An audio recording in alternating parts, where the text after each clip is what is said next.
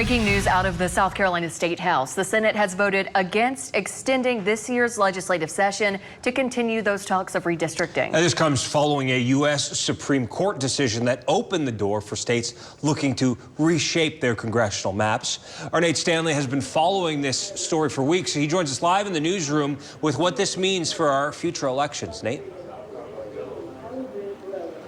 Well, Mark, Sydney, even Senate Majority Leader Shane Massey, heading into this afternoon, said that he had no idea how the votes would fall. But in the end, he is one of the 5 Republicans that voted no against this agreement. The Senate failed to reach the 2/3 vote required to agree on a sine-die agreement that would have brought them back to Columbia after the legislative session ends on Thursday. It was a move that had support from President Donald Trump, and this morning Attorney General Alan Wilson and Lieutenant Governor Pamela Evette spoke in favor of. Last week, senators pushed forward a bill that would have moved the congressional primary from June to August, a move that election leaders say would have cost South Carolina taxpayers over $2 million.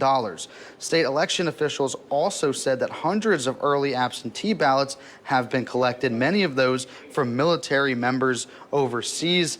Take a listen to Senate Majority Leader Shane Massey earlier today. There are a number of logistical issues, and we're not even going to talk about how much money it's going to cost. But I do think those are things that matter. They're things that we need to consider. Those are things that have not been considered before. They will absolutely have an impact on South Carolinians. I said earlier that if the U.S. House goes to a Democratic majority, it won't be because of South Carolina. That's because we are already heavily gerrymandered.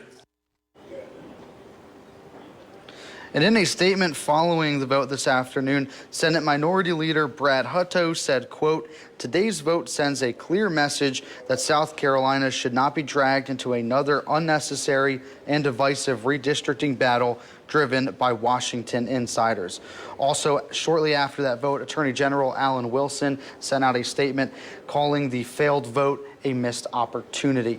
Coming up at 6, we'll hear more and get more reaction from state leaders. We have reached out to the governor's office and waiting a response this afternoon. Lawmakers will be in Columbia until Thursday, their final day of session. Reporting in the newsroom, Nate Stanley, WYFF News 4.